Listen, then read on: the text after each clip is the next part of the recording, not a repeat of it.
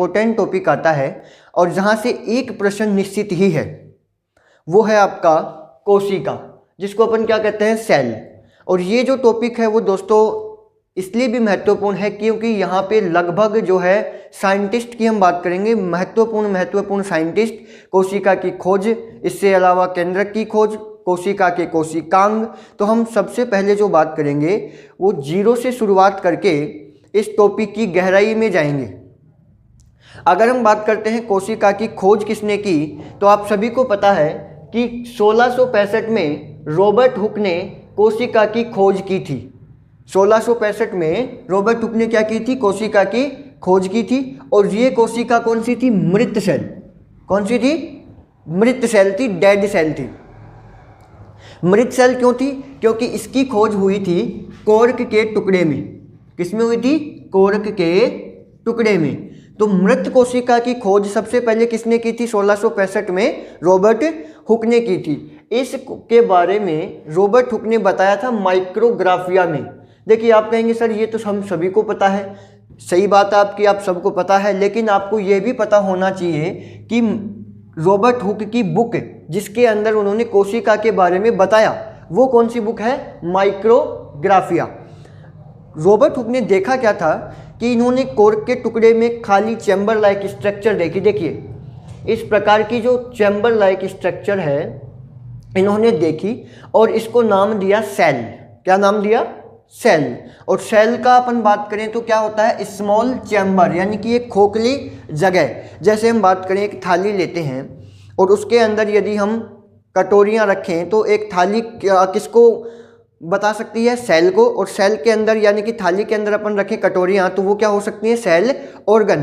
तो कोशिकाओं के अंदर काफ़ी सारे क्या होते हैं, कोशिकांग होते हैं, जिन्हें हम सेल ऑर्गेनल्स भी कहते हैं। तो रॉबर्ट हुक ने की माइक्रोग्राफिया में ये बताया। और कोशिका कौन सी थी, मृत सेल थी। सेल नाम दिया और स्मॉल चैम्बर होता, इसका अर्थ स्मॉल चैम्बर होता है। अगली हम बात करें 1672। देखिए 1672 लगभग 7 साल बाद ल्यूवेनहोक नामक वैज्ञानिक ने जीवित कोशिकाओं को देखा। जीवित कोशिकाओं को देखा मतलब जीवित कोशिकाओं को क्या की, डिस्कवरी की। इसके अलावा ल्यूवेनहोक ने और क्या क्या देखा वो देखिए। ल्यूवेनहोक ने आरबीसी, रेड ब्लड कार्पल्स, जीवाणु, बैक्टीरिया, शुक्राणु, स्पर्म जैसी कोशिकाओं को भी किसने देखा था, ल्यूवेनहोक ने देखा था। ल्यूवेनहोक को क्या भी कहते हैं, father of microbiology. Father of microbiology मतलब सूक्ष्म जीव विज्ञान के जनक किसको कहते हैं, ल्यूवेनहोक को भी कहते हैं, जिनको जीवित कोशिकाओं को देखने का या खोज करने का श्रेय जाता है। किसमें किया था, जीवाणु में इनकी खोज की थी। किसमें की थी, जीवाणु के अंदर खोज की थी। लेकिन जीवाणु जो है उसको जीवाणु नाम किसने दिया, जीवाणु को जीवाणु नाम किसने दिया। काफ़ी बार एग्जाम में पूछा जाता है कि जीवाणु को जीवाणु नाम किसने दिया, तो ये भी आपको याद रखना है, इरेनबर्ग ने। किसने दिया था, इरेनबर्ग ने। इरेनबर्ग ने जीवाणु को जीवाणु नाम दिया था, जबकि जीवाणु के अंदर जीवित कोशिकाओं की खोज 1672 में ल्यूवेनहोक ने की थी। अब बात करते हैं 1831। 1831 का टाइम था जिस समय कोशिका के अंदर सबसे बड़े अंग को किसने देखा था, रॉबर्ट ब्राउन ने। रॉबर्ट ब्राउन ने किसकी खोज कर दी, केंद्रक की। सभी को पता है। और आप में से कुछ विद्यार्थी सोच भी रहे होंगे कि सर ये चीज़ें हमें पता है। मानता हूँ आपको पता है, लेकिन आपको ध्यान रखना है कि ये देखिए इम्पोर्टेंट चीज़ क्या है, ये रॉबर्ट ब्राउन ने केंद्रक की खोज की, सबको पता है, लेकिन किस में की, प्लांट में की। और कौन से प्लांट में, ऑर्किड पौधे में। ऑर्किड पौधे में रॉबर्ट ब्राउन ने 1831 में केंद्रक की खोज की। तो प्रश्न क्या पूछ सकता है आपको कि रॉबर्ट ब्राउन ने केंद्रक की खोज किस में की, प्लांट में या एनिमल में। तो प्लांट में, किस प्लांट में, तो ऑर्किड पौधे में की। अगली बात है 1838 की। 1838 स्लीडेन एवं स्वान, स्लीडेन और स्वान, इन्होंने कोशिका सिद्धांत दिया। Cell theory proposed by Schleiden and Schwann in 1838। इसके अंदर इन्होंने दो कथन दिए थे। पहला कथन था कि सभी जीवों का निर्माण छोटी छोटी कोशिकाओं से मिलकर होता है। सभी जो जीव होते हैं उनका निर्माण छोटी छोटी कोशिकाओं से मिलकर होता है। ये कथन किसने कहा था? स्लीडेन और स्वान। देखिए स्लीडेन जो हैं वो आपके एनिमल यानी कि जूलॉजी से संबंधित साइंटिस्ट थे, जबकि स्वान जो है वो बॉटनी से संबंधित साइंटिस्ट थे। इन दोनों ने मिलकर एक सिद्धांत दिया सेल थ्योरी, और इस सेल थ्योरी के इन्होंने दो ही कथन दिए थे। अर्थात हम ये कह सकते हैं कि मूल कोशिका सिद्धांत में कितने कथन थे? तो दो कथन थे दोस्तों। मैं इसलिए बता रहा हूँ, ये इस पे इसलिए जोर दे रहा हूँ क्योंकि अभी जो एग्ज़ाम हुई थी लगभग 2021 के अंदर जो एग्ज़ाम हुई थी एक, उसके अंदर मेरे को एग्ज़ाम का नाम अच्छे से याद नहीं आ रहा, लेकिन उसके अंदर मैंने खुद ये प्रश्न देखा था कि स्लीडेन एवं स्वान के द्वारा दिए गए कोशिका सिद्धांत में कुल कितने कथन थे। उन्होंने कथन नहीं पूछे, उन्होंने एक संख्या पूछ ली। तो आपको पता होना चाहिए कि कितने कथन थे? दो। पहला कथन सभी जीवों का निर्माण छोटी छोटी कोशिकाओं से मिलकर होता है, और दूसरा कथन था जो कि महत्वपूर्ण कथन है कि कोशिकाएं जीवन की संरचनात्मक एवं क्रियात्मक इकाई होती है। कैसे होती है संरचनात्मक और क्रियात्मक इकाई? देखिए प्रत्येक जो जीव है, चाहे प्लांट हो चाहे एनिमल हो, सभी के सभी कोशिकाओं से मिलकर बने होते हैं।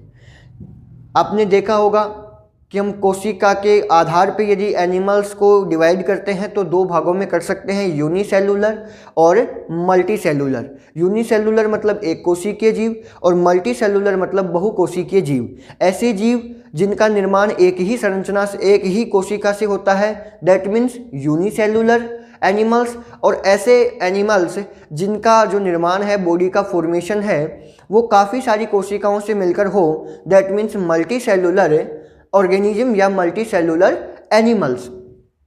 संरचना का मतलब हो गया कि संरचना का निर्माण, बॉडी का फॉर्मेशन हो रहा है। जैसे सबसे छोटी अगर मानव की कोशिका की बात करें तो स्पर्म मतलब शुक्राणु सबसे छोटी कोशिका होती है, और मानव की सबसे बड़ी कोशिका अंडाणु। ध्यान से सुनना, मैं बड़ी कोशिका बता रहा हूँ, लंबी कोशिका नहीं बता रहा हूँ। क्वेश्चन अगर घुमाया जाता है और अपन यदि कहीं पे फंसते हैं तो उसका कारण यही है कि हम प्रश्न को अच्छे से नहीं पढ़ते हैं। मैंने आपको ये कहा है कि मानव शरीर की सबसे बड़ी कोशिका, न कि लंबी कोशिका। तो मानव शरीर की सबसे बड़ी कोशिका होती है अंडाणु और सबसे छोटी कोशिका होती है शुक्राणु। शुक्राणु और अंडाणु जब दोनों मिलते हैं वो क्रिया कहलाती है फ्यूजन, और उसके बाद में जो क्रिया होती है उसे हम कहते हैं फर्टिलाइजेशन, निषेचन। मैं आपको डायग्रामेटिकली समझा दूंगा, एक बार आप इसका स्क्रीनशॉट ले लें ताकि हम आगे चलें। स्क्रीनशॉट ले लीजिए, फिर आगे चलते हैं। संरचनात्मक इकाई, कोशिका क्या होती है? संरचनात्मक और क्रियात्मक इकाई। तो पहला शब्द क्या कहा मैंने? संरचनात्मक। द स्ट्रक्चरल, अर्थात cell is the fundamental structural and functional unit of all living organism. संरचनात्मक शब्द इतना गहरा है, इसको आपको अच्छे से समझना है। देखिए ओवम अर्थात अंडाणु, अंडाणु मतलब मानव शरीर की सबसे बड़ी कोशिका। फिर से कह रहा हूं, मानव शरीर की सबसे बड़ी कोशिका अंडाणु और मानव शरीर की सबसे छोटी कोशिका शुक्राणु। एक कोशिका थी शुक्राणु, एक कोशिका अंडाणु। जैसे ही दोनों मिलते हैं दैट मीन्स फर्टिलाइजेशन। फर्टिलाइजेशन कितने प्रकार का होता है? दो प्रकार का होता है। एक होता है एक्सटर्नल फर्टिलाइजेशन और एक होता है इंटरनल फर्टिलाइजेशन। बाह्य निषेचन और आंतरिक निषेचन। जितने भी शब्द आते हैं उनको आपको क्लियर करके चलना है ताकि डाउट एक भी ना रहे। एक्सटर्नल फर्टिलाइजेशन दैट मीन्स बाह्य निषेचन और इंटरनल फर्टिलाइजेशन दैट मीन्स आंतरिक निषेचन। मनुष्य में कौन सा निषेचन पाया जाएगा? आंतरिक निषेचन। आंतरिक निषेचन का मतलब क्या हो गया? ऐसा निषेचन जिसमें शुक्राणु और अंडाणु शरीर के अंदर मिले, तो उसको अपन क्या कहेंगे, इंटरनल फर्टिलाइजेशन कहेंगे। और बाह्य निषेचन मतलब ऐसा निषेचन जिसमें अंडाणु और शुक्राणु बॉडी के बाहर मिले, और बॉडी के बाहर मिलेंगे इसका मतलब माध्यम क्या हो गया, वाटर, जल। और वाटर हो गया इसका मतलब आपको एग्जाम्पल समझाने की आवश्यकता नहीं है। एक्सटर्नल फर्टिलाइजेशन के एग्जाम्पल आप आराम से कर सकते हो, ऐसे एनिमल जो कहाँ रहे, वाटर हैबिटेट में या एक्वेटिक हैबिटेट में, लाइक एज फ्रॉग, मेंढक, जिसको अपन क्या कहते हैं, साइंटिफिक नेम ऑफ मेंढक या scientific name of frog, Rana टिग्रिना। तो एक्सटर्नल फर्टिलाइजेशन फ्रॉग या जो वाटर हैबिटेट में रहते हैं वो हो गए, और इंटरनल का मतलब जो ह्यूमन बीइंग, इसके अलावा फेलो, काऊ, ठीक है, डॉग, ये हो गए। अपना टॉपिक फर्टिलाइजेशन नहीं है, मैं आपको फर्टिलाइजेशन एक्सप्लेन कर रहा हूँ। अब अपन बात करते हैं कि अंडाणु और शुक्राणु जब मिलते हैं तो क्या होता है, निषेचन, और उससे क्या बनती है, कोशिका, जिसको अपन कहते हैं जाइगोट। क्या कहेंगे, जाइगोट। जाइगोट के अंदर क्या होते हैं, विभाजन होते हैं, कंटिन्यूअसली क्या होते हैं, डिवीजन होते रहते हैं, समसूत्री विभाजन होगा, जिससे क्या बनेंगी, काफ़ी सारी कोशिकाएं बनेंगी, और काफ़ी सारी कोशिकाएं बनकर किसका निर्माण करती हैं, उत्तक का निर्माण करती है। या हम क्या कह सकते हैं, कोशिकाओं का समूह क्या कहलाता है, उत्तक कहलाता है। The group of cell is called tissue. तो अपन क्या कहेंगे, कोशिकाओं के समूह को उत्तक बोल देंगे।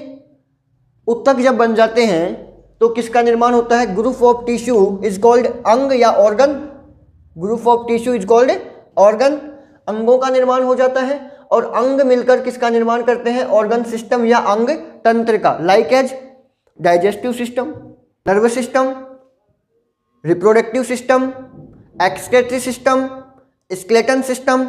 ये सभी क्या होते हैं, एक एक सिस्टम है, और जैसे ही सिस्टम मिलते हैं किसके निर्माण हो जाता है, बॉडी का, जो अपन देख रहे हैं इस प्रकार की बॉडी का निर्माण हो जाता है। तो अभी क्या कहा, संरचना क्या बनी, बॉडी, और ये बॉडी किससे बनी है, कोशिका से, एक एक कोशिका से, इसलिए अपन इसको क्या कर रहे हैं, संरचनात्मक इकाई। Cell is the structural unit of all living organism. Organism मतलब आप जानते हैं सजीव, जिसमें प्लांट्स एंड एनिमल्स बोथ आते हैं। अब दूसरा शब्द क्या था, क्रियात्मक, फंक्शनल, क्रियात्मक। देखिए, अंग बने, अंग के बाद में अंग तंत्र बने, सिस्टम बना। जैसे कि अपन बात कर लें डाइजेस्टिव सिस्टम।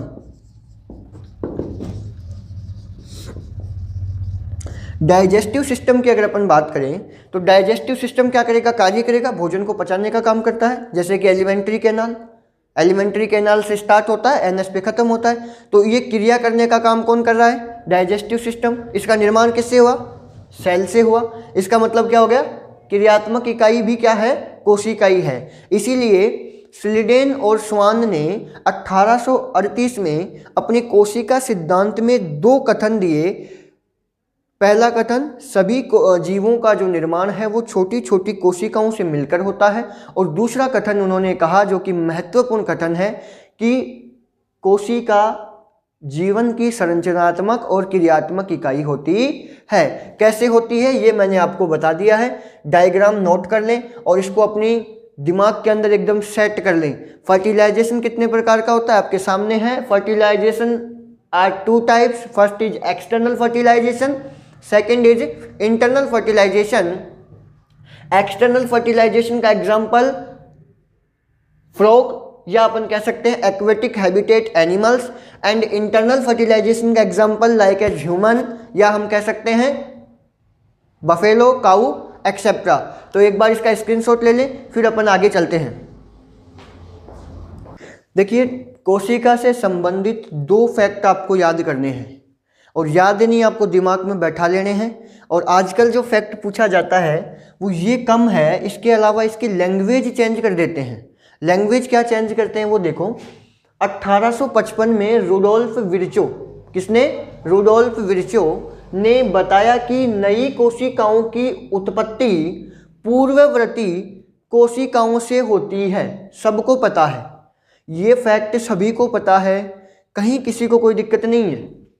लेकिन एग्जामिनर भी इतना बेवकूफ़ नहीं है, एग्जामिनर काफ़ी स्मार्ट हैं, वो क्वेश्चन को घुमाते हैं और अकॉर्डिंग टू लेवल क्वेश्चन जब घूमता है तो हम फंसते हैं।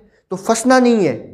एग्जाम में क्या क्वेश्चन पूछता है, यहाँ तक वो पूछता ही नहीं है, यहाँ से पूछता है। ये लाइन देता है आपको कि बताइए ओमनिस सेलुला ई सेलुला कथन किसने दिया, और ओमनिस सेलुला ई सेलुला कथन किसने दिया था, रुडोल्फ विर्चो ने, जिसका अर्थ होता है कि नई कोशिकाओं की उत्पत्ति पूर्ववर्ती कोशिकाओं से होती है, और कथन उन्होंने दिया था ओमनिस सेलुला ई सेलुला।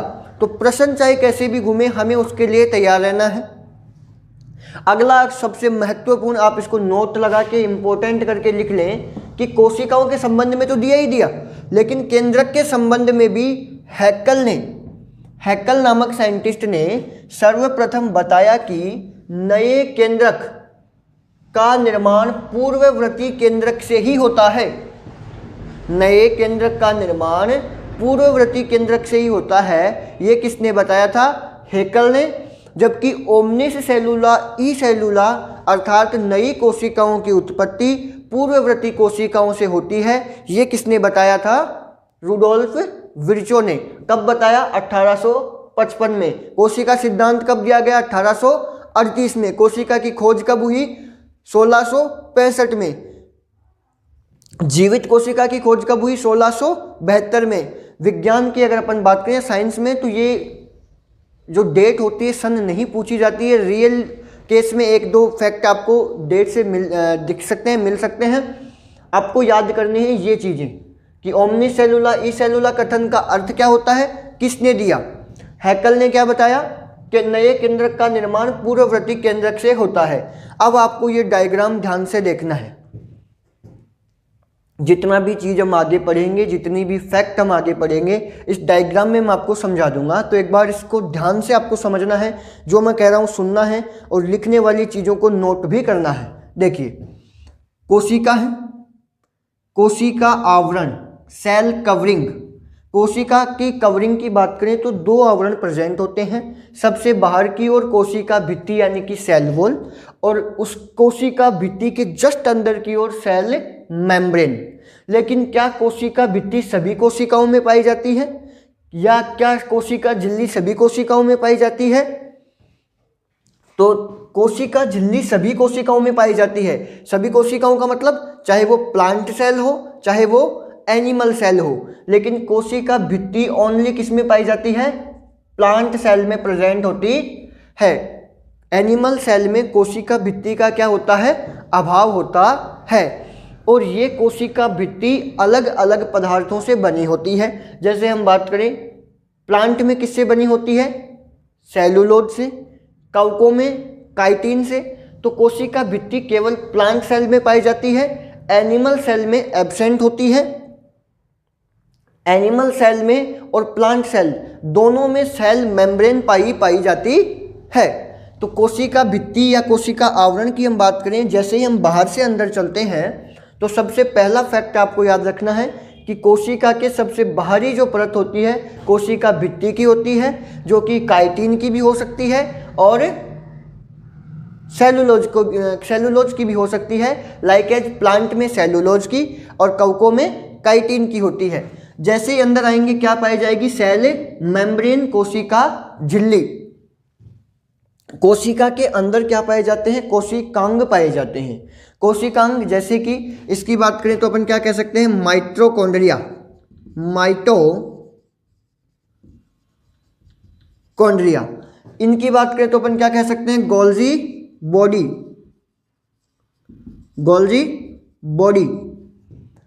माइटोकॉन्ड्रिया की खोज किसने की थी, ये भी मैं आपको बताऊंगा। गोल्जी बॉडी की खोज किसने की थी, ये भी बताऊंगा। नोट कर लीजिए, माइटोकॉन्ड्रिया की जो खोज है वो अल्टमैन ने की थी, गोल्जी बॉडी की कैमिलो गोल्जी ने की थी। Mitochondria is the very very important cell organelles, क्योंकि यहाँ से एग्जाम में प्रश्न पूछा जाता है।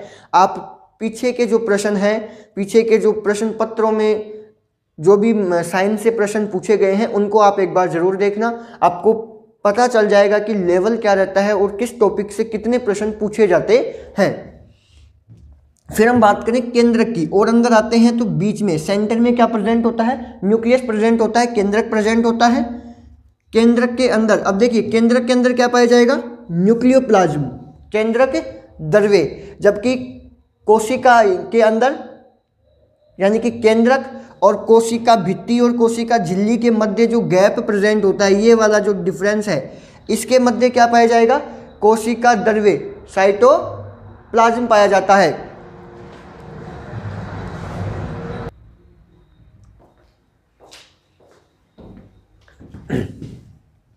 साइटोप्लाज्म क्या होता है, एक सेमी सॉलिड सब्सटेंस होता है। क्या होता है, सेमी सॉलिड सब्सटेंस होता है, यानी कि अर्ध ठोस पदार्थ होता है, जेली लाइक पदार्थ होता है।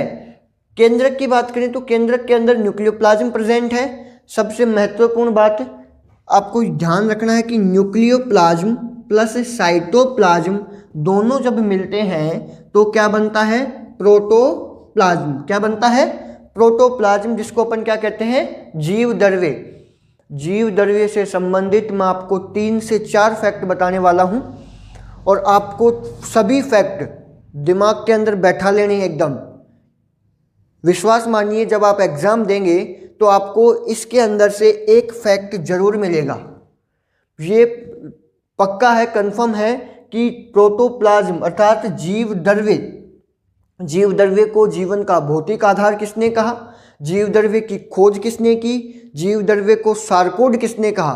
देखिए आपका जो लेवल है वो काफ़ी हाई है, तो आपका लेवल के अनुसार यदि अपन बात करें तो आपको थोड़ी और गहराई में जाना है, तो लेवल से नहीं घबराना है। जो मैं करवा रहा हूँ आपको उसको ध्यान से सुनना है, ध्यान से उसको नोट करना है। नोटबुक में नोट करते रहिए, अगर आप वैसे सुन रहे हैं तो किसी काम का नहीं रहेगा, लेकिन आपको नोट करना है, हर एक पॉइंट आपको नोट करना है। पूरा सिलेबस यहाँ पे कंप्लीट करवाऊंगा मैं आपको, तो आपको सभी के सभी फैक्ट नोट करने हैं। न्यूक्लियोप्लाज्म, साइटोप्लाज्म बराबर प्रोटोप्लाज्म मतलब जीव द्रव्य। तो ये सारी जो बातें हैं स्क्रीनशॉट ले लीजिए। फिर अपन चलते हैं आगे, और आगे हम बात करेंगे जीव द्रव्य प्रोटोप्लाज्म की, जो कि बहुत ही महत्वपूर्ण फैक्ट मैं आपको बताने वाला हूं। तो जल्दी से एक बार आप स्क्रीनशॉट ले लीजिए। अब हम बात करते हैं जीव द्रव्य की खोज, जीव द्रव्य के संबंध में जितने भी फैक्ट हैं मैं आपको बताने वाला हूं, और आपको उनको नोट करना है। देखिए जीव द्रव्य की खोज किसने की थी, डुजार्डिन ने। किसने की, डुजार्डिन ने, तथा इन्होंने इसे सार्कोड कहा। वेरी इंपॉर्टेंट चीज़ है ये, देखिए सार्कोड। और यहाँ पे आपको डुजार्डिन अलग लग रहा होगा, लेकिन नहीं, डुजार्डिन ने ही जीव द्रव्य की खोज की थी। जीव द्रव्य नाम पुरकिंजे ने दिया था। जीव द्रव्य की खोज या प्रोटोप्लाज्म की जो डिस्कवरी है वो डुजार्डिन ने की थी, जबकि उसको जीव द्रव्य को जीव द्रव्य नाम पुरकिंजे ने दिया था। जीव द्रव्य को सार्कोड किसने कहा, एग्जाम में ना ये पूछता है ना ये पूछता है। अगर कुछ पूछता है तो वो है कि जीव द्रव्य को सार्कोड किसने कहा, या सार्कोड किसका उपनाम है। तो किसका है, जीव द्रव्य का, प्रोटोप्लाज्म का। और प्रोटोप्लाज्म मतलब nucleoplasm plus cytoplasm is called protoplasm. Protoplasm discovered by Dujardin and Dujardin name given sarcode. तो ये फैक्ट आपको याद करना है, नोट मोस्ट लगा के आप इसको लिख लीजिए। अगली, जीव द्रव्य नाम दिया था पुरकिंजे ने और हक्सले ने। यह भी महत्वपूर्ण पॉइंट है कि जीव द्रव्य को जीवन का भौतिक आधार किसने कहा। तो जीव द्रव्य को जीवन का भौतिक आधार हक्सले ने कहा था। किसने कहा था, हक्सले ने कहा था। और दो विद्यार्थियों, मैं आपसे उम्मीद करता हूं कि क्लास आपको समझ में आई होगी। इस पूरी क्लास के ऑब्जेक्टिव क्वेश्चन मैं आपको करवाऊंगा, जिसका जो लिंक है वो आपको चैनल का लिंक डिस्क्रिप्शन में डाल दिया जाएगा। आप वहां जाकर चैनल को सब्सक्राइब भी कर लें, साथ ही वहां जाकर ऑब्जेक्टिव क्वेश्चन विद एक्सप्लेनेशन, पीछे की exam second grade, first grade, third grade तो है ही है, उसके साथ ही साइंस के जितने भी प्रश्न एग्जामों में आए हुए हैं वो उनका पूरा का पूरा विश्लेषण वहाँ पे करवाया जा रहा है। तो आपको करना ये है कि चैनल के इस क्लास के डिस्क्रिप्शन में जाके चैनल को सब्सक्राइब करना है, साथ ही वहाँ पे क्वेश्चन आंसर करने हैं और कमेंट में बताने हैं कि कितने क्वेश्चन सही हुए। रोज जो टॉपिक आपको यहाँ इस चैनल पे करवाया जाएगा जीके बाय डीके पे, उस चैनल का ऑब्जेक्टिव जो रिवीजन है वो आपको करवाया जाएगा उस चैनल पर, जो कि साइंस का चैनल है, और उस पर जाके आपको चैनल को सब्सक्राइब कर लेना है। जय हिंद, जय भारत।